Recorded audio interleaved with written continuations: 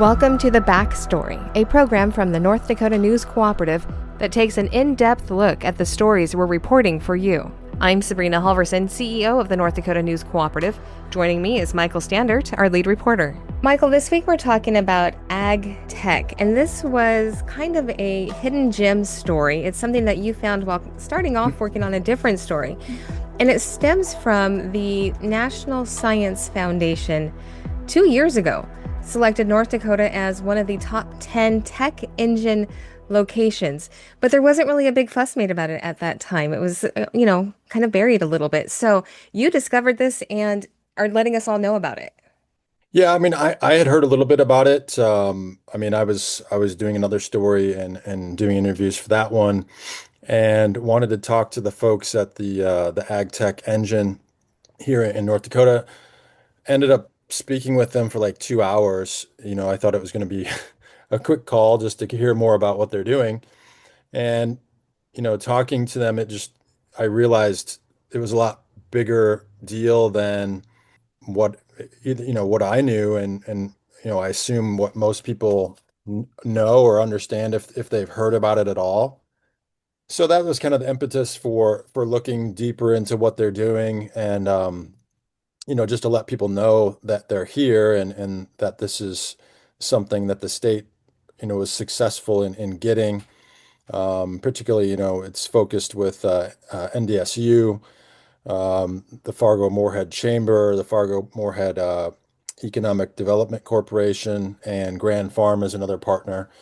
So, this is something that's pretty special for North Dakota to get. So I thought it would be interesting to let people know a little bit more about it. When you think about it, out of all the places around the nation, to be one of 10 selected for this big ag tech designation. Now, this also came with a lot of money, over $100 million in grant money to be spent Yeah. over 10 years, from what I understand. Yeah, 160 million over 10 years if they meet certain benchmarks over that decade. They're into the second phase now. Other places got different tech aspects. So, New York, there's energy storage. Texas got some defense and aerospace. There was some kind of, energy and alternative fuels in Louisiana, semiconductors in Florida. So this National Science Foundation backed grants are kind of hoping to spur the next developments in each of these sectors. This is something that's going on around the world. People, other countries are, really investing in different areas like this. So it's good and interesting to see that North Dakota got agriculture, tech agriculture, precision agriculture, different autonomous type equipment that can be used for agriculture in the future. Speaking to people about this, ag tech has been kind of a buzzword for a long time, but they hope that something like this will really, help things go forward a lot faster. One of the things that you wrote about in the article is called Project Whitewater. Tell us a little bit about that. Yeah, so down in Oaks about a year ago, they started to trial some. They got together with someone who has satellite data and they can sense the moisture levels in the soil and on a daily basis. So that company was able to, focus in on this plot and really help them, determine their soil moisture levels all across the farm. So it's much more impactful than kind of sensors. From what I understand, a lot of these, irrigated farms will have sensors in different areas, but they're not always accurate. It's expensive to put them in, and you have to have someone come and take them out as well. So they were able to get the satellite imagery that's updated on a daily basis and create a product that a farmer can go to their laptop and see what the moisture levels are on their fields that day. So it's really helpful in, cutting costs for water, and just being more precise about the amount of water that you're putting on the fields. Things like that in ag tech, I've always thought were just fascinating, the way that technology can be used to, down to the smallest details on the farm. And we're talking about using, satellites way above the atmosphere that are targeting the smallest details on our farms here in North Dakota. I was chatting with somebody recently and they were talking about how they can control irrigation and things just by looking on their phone and pushing a few buttons on their phone. And these are the type of developments that programs like this and grant money like this lead to make farming not only easier but more It cuts precise. I mean, yeah, precise, and it cuts a lot of costs.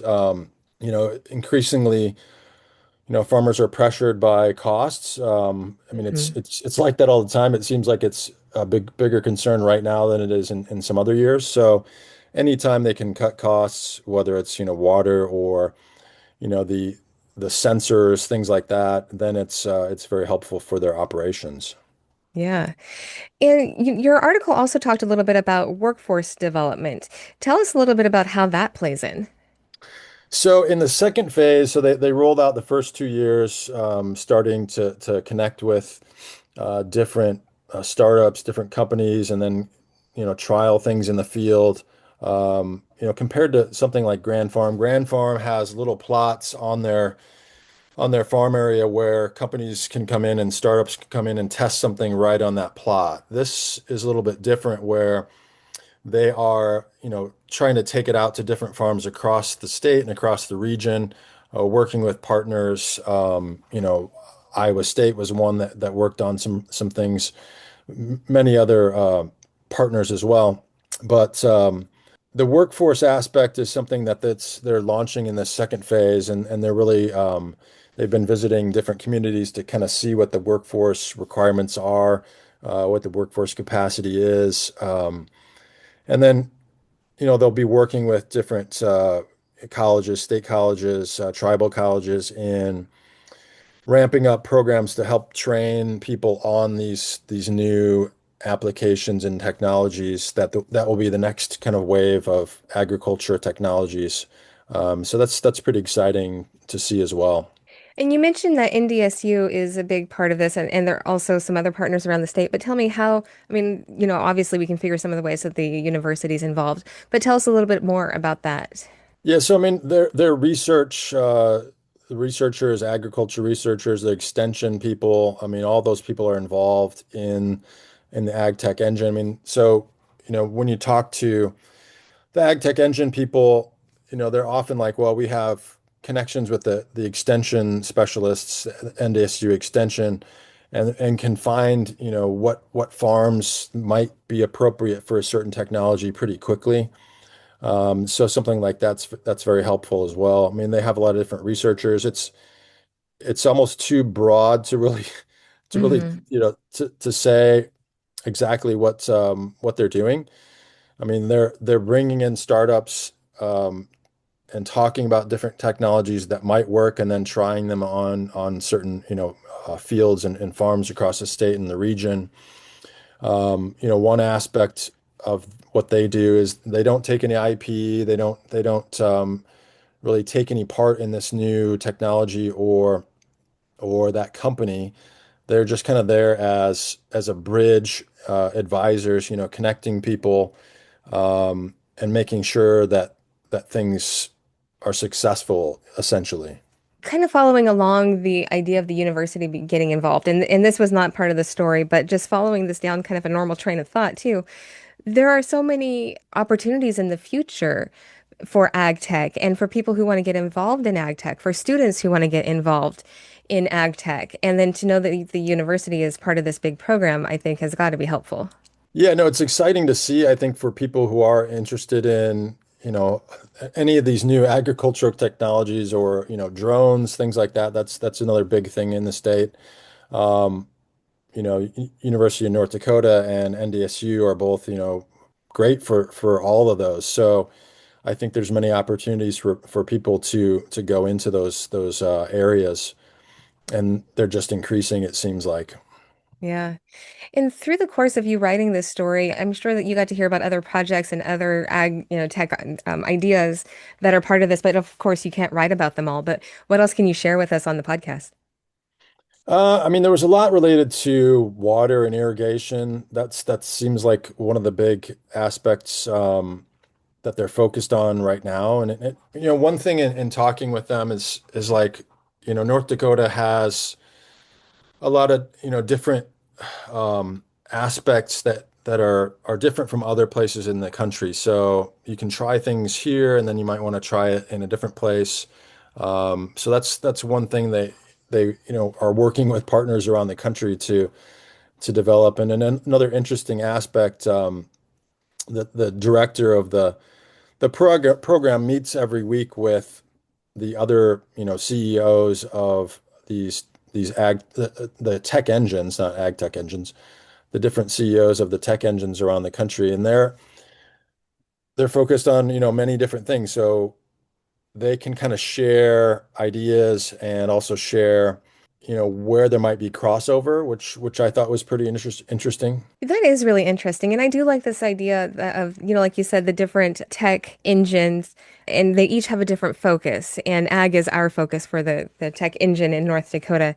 But the idea of bringing together all of those top minds and them being able to talk about what they've been working on, because a lot of these different fields somehow relate to one another, or there's some type of connection. There's going to be some type of a bridge there. So that will lead to future advancements as well, I'm sure. Yeah. I mean, aerospace, that could fit in with drones, and then drone use for agriculture. I mean, textiles even, there might be some kind of new materials that could be used in field cover or something like that. There's so many different aspects that you could kind of branch out on with all these different tech engines. I think it's going back to what we were talking about at the very beginning of this. I find it really interesting that, this was kind of announced 2 years ago, but it's kind of flown underneath the radar. And it's really kind of something that's very exciting, I think, for the state and for people around the state, and especially for people involved in either ag or technology, and especially both. Yeah. Had you, I mean, I'll ask you a question. Had you Sure. heard much about this at all? I had not. And, Okay. I'm very much into the ag Yeah. space. When I was looking into it more and speaking with them, and then just getting a sense that, okay, nobody really knows what you guys are doing. Yeah. So, I mean, it's a really special thing that they've been able to bring to the state. So I think, it's over time, it's kind of got wrapped into, what Grand Farm's doing, and that's separate. That's not the same thing. So I thought it was important to kind of, pull those two apart, and we'll have another story, directly on Grand Farm as well. And they're doing exciting things as well. So I think they need to be differentiated in some ways, just so people understand what each are doing, and they kind of don't mix them together. And that's kind of, going back to the other part of our mission, which is helping people understand a little bit more about how news works. But that I love it when that happens, when you go into one story and you think this is what the story is going to be, but then you find this other really good story that you can pull out of it as well. And that's exactly what happened here. You thought you were going into one story, but you found this other really good, like I said, a hidden gem.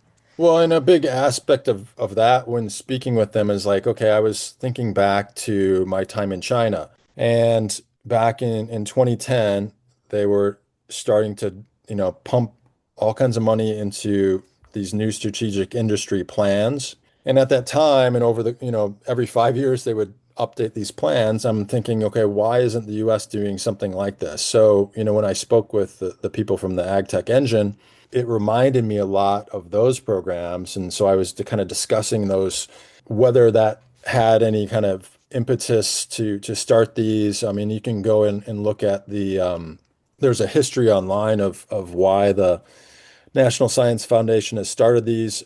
There's a little bit in that related to competition with China and other countries for developing these things. And the way these are being developed in other places, you really have to have, federal money going to programs like this. It's not really going to it's not going to be as directed from the private sector as if it was coming from federal sources and state level too. So it's interesting to see. I think it's important to highlight what they're doing.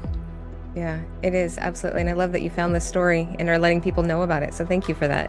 And for our listeners, you can read that full story and get all the details on our website at newscoopnd.org. For the North Dakota News Cooperative, I'm Sabrina Halvorson. This has been The Backstory.